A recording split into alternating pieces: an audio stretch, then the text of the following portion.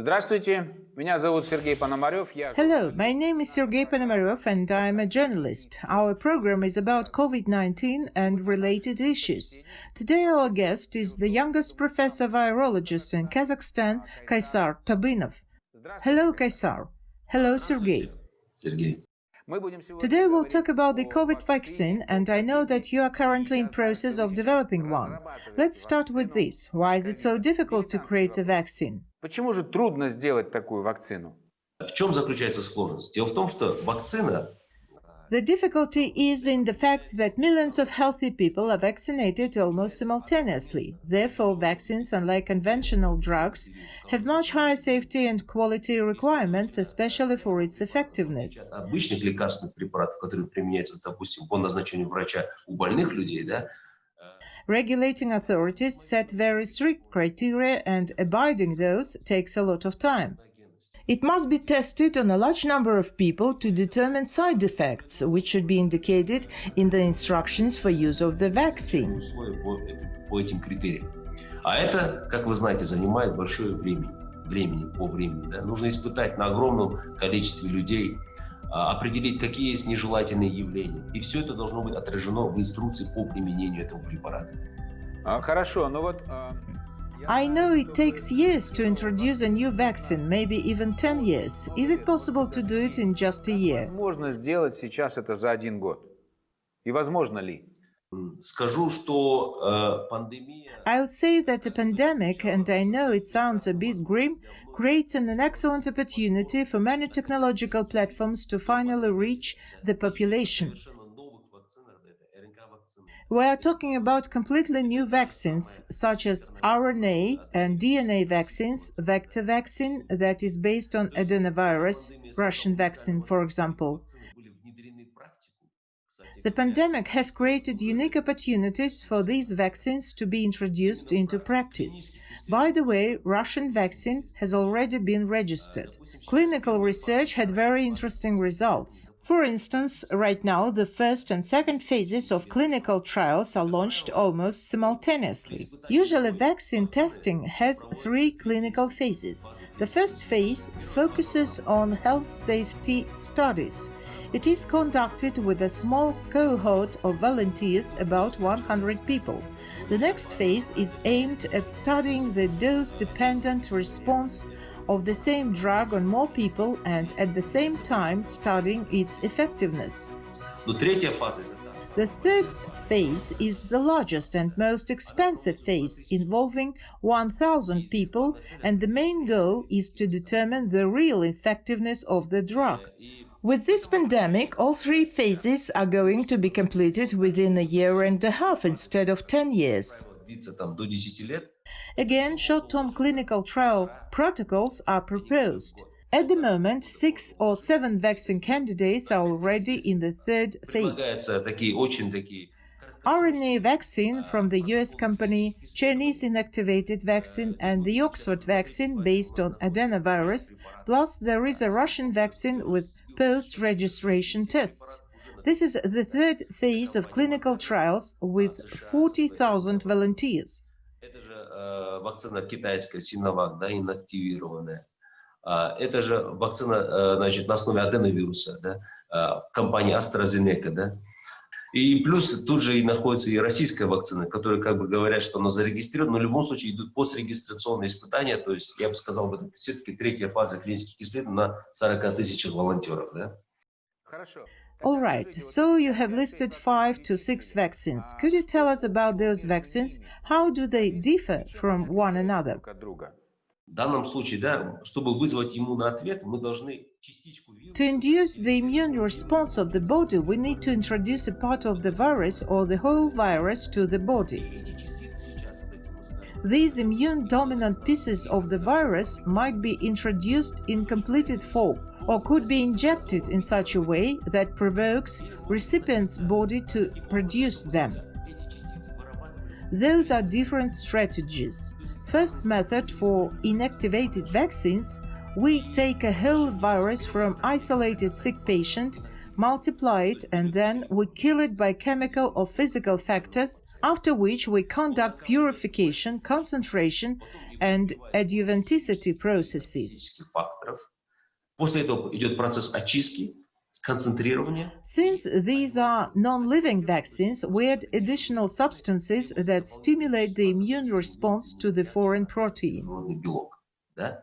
Вот это первая стратегия, то есть это Second method is a subunit vaccine, when proteins are synthesized, in our case. Spikes that are on the surface of the virus are the most immunogenic protein of the coronavirus.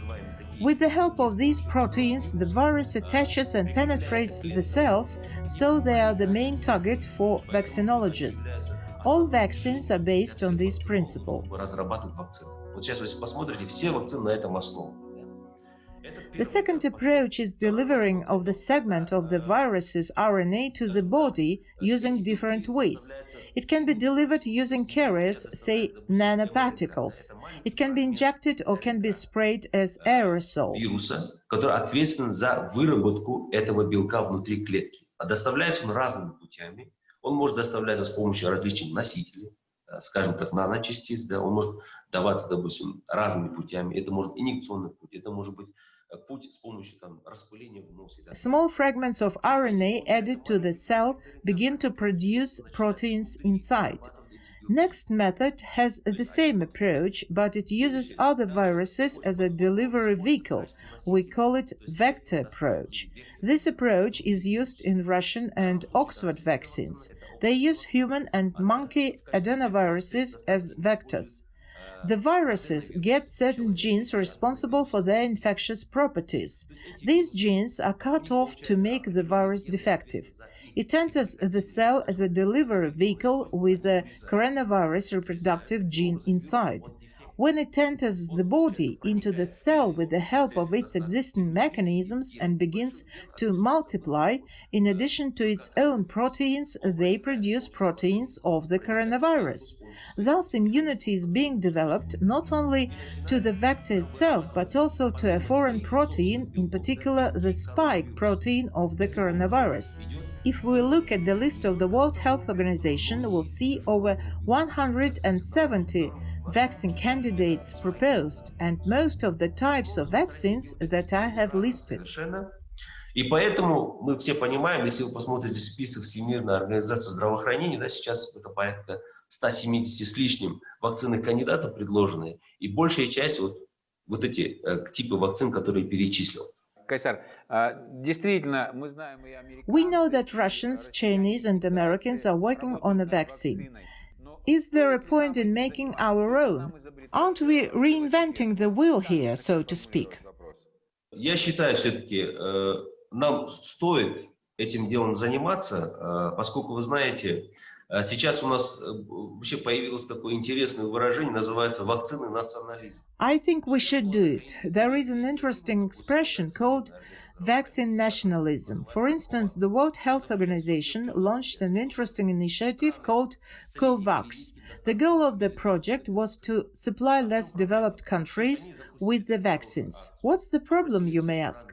They launched a good campaign, asked all countries to make financial contributions so that after that any registered vaccine would be purchased and distributed among countries in need. The main goal was to vaccinate high-risk population, such as elderly, people with cardiovascular diseases, diabetes, and so on. This is usually 20% of the population. And what do you think? This project has failed and has been postponed for indefinite time. Эта инициатива провалилась, эта инициатива отложили на неопределенный срок. But why? Тем, что богатые страны, они... Because wealthy countries refused to take part in it. They decided to provide their own populations with this vaccine first. Следовательно, в таких условиях для нас, я бы считал бы это... Therefore, I would consider it a crime not to engage in our own development. До этого момента сформировался определенный пул. And in this respect, a certain pool of scientists was formed who worked in this direction. И сейчас мы его, кстати, и демонстрируем. We have a good potential. Time has come to realize it, and now we are developing our own vaccines. What is your strategy? Are you developing the vaccine all by yourselves, or you have international partners? Мы работаем в двух направлениях. Первое, это, конечно же, безусловно, я уже сказал про причины, это разработка отечественной вакцины против коронавируса, да? We are working in two directions. First is the development of a national vaccine against coronavirus. And in this regard, we work with a number of partners. The success of any development depends on the contribution of your partners. It is clear that one scientist or even a team cannot work independently. Even the largest pharmaceutical companies are joining forces now. Let's say in current conditions, some companies offer an adjuvant platform, some companies offer their antigens. They say, let's unite and quickly introduce this vaccine into practice. So firstly, we develop our national vaccine.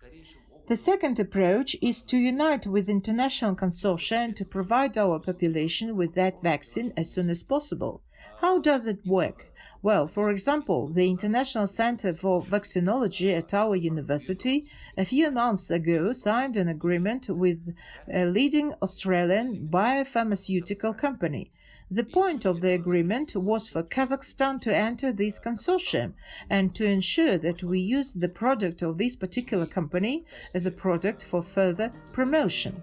This vaccine is called COVAX-19. By the way, I was vaccinated with it.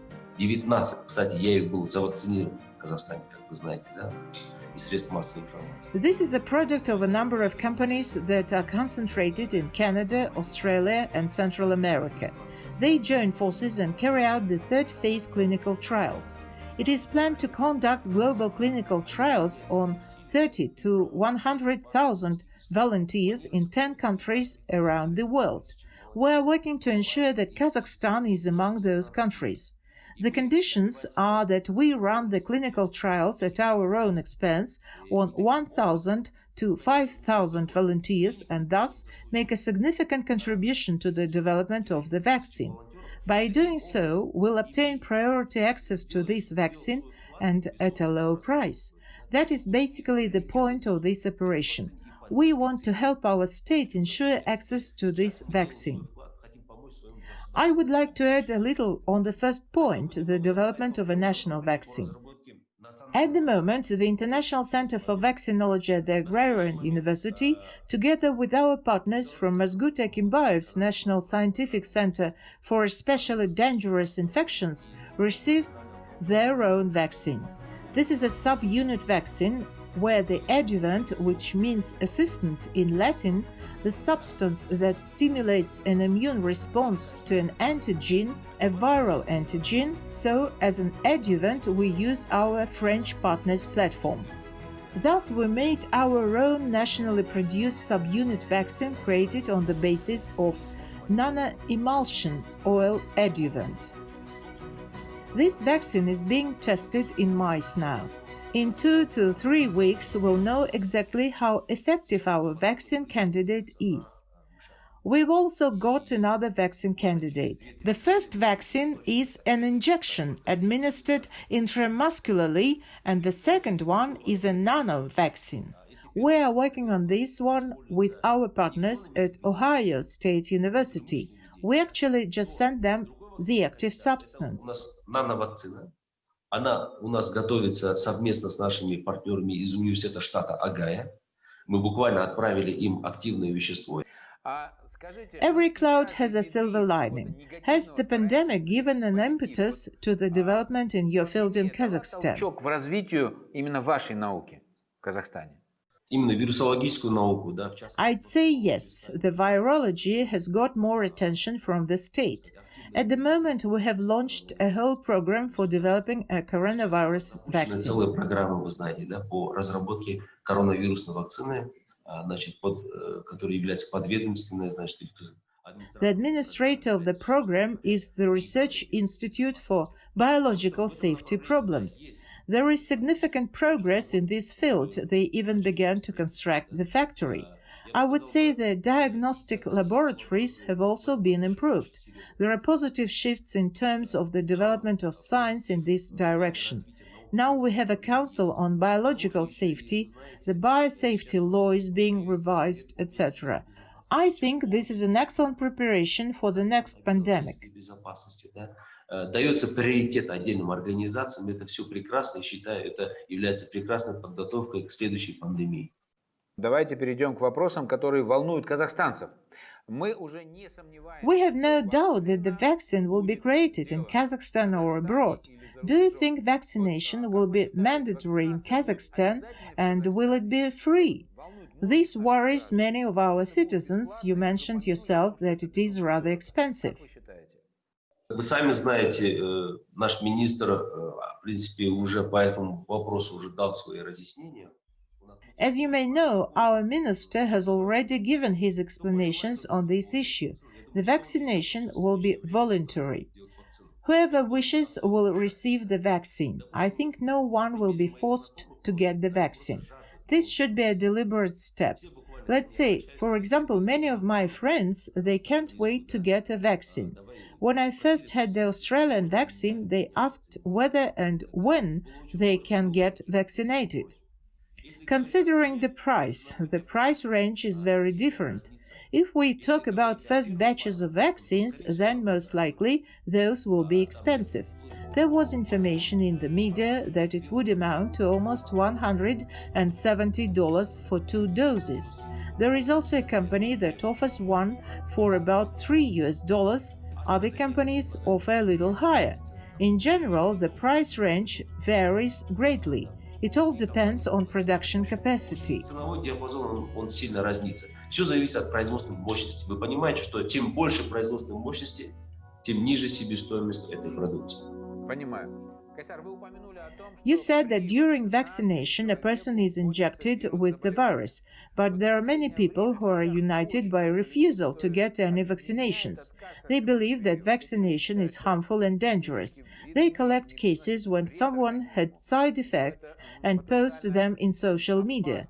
As an expert, do you have anything to say to those people? Те случаи, когда у кого-то возникли побочные эффекты именно на такую прививку. Вот что вы можете сказать таким людям? Вы эксперт. Хорошо, я скажу так. Сейчас... In general, in our country, we do a lot of vaccinations. We have a vaccination calendar starting at birth, when we get our BCG, anti-tuberculosis vaccine, etc. So people, especially from the communities that benefited from being vaccinated, these people tend to get the impression that these infections, in fact, do not exist. We get on with our lives. We don't observe any infection. Why should we get vaccinated, they say. At the same time, we can observe some injuries, disabilities, autism, etc. And some connect the two, vaccines and visible or noticeable disability, thinking one links to the other, all the while dismissing the fact that all this well-being around is ensured because everyone before and all those other people who are not anti-vax, they got vaccinated. I'll tell you, in order to ensure epidemiological well-being in our society, vaccination coverage needs to be no less than 70%. This epidemiological well-being is called herd immunity. And should this number decrease or go below 70%, this might potentially result in an outbreak. If we abandon vaccinations today, then our society risks being affected by infections that we haven't heard of for a long time. Thanks to vaccination, we have completely eradicated smallpox, for instance, all thanks to total vaccination. We are close to eradicating polio, reducing the number of measles infections by thousands of times, etc. Therefore, you understand that every year, with the help of vaccination, we save up to 4 million human lives. If we wish to destroy all this overnight, then of course we could refuse vaccination, by all means. Well, thank you for comprehensive answers. Today our guest was Kaisar Tabynov, professor of virology and vaccinology. Thanks again. All the best. Kaisar Tabynov. Спасибо еще раз. Всего доброго. Thank you. Goodbye.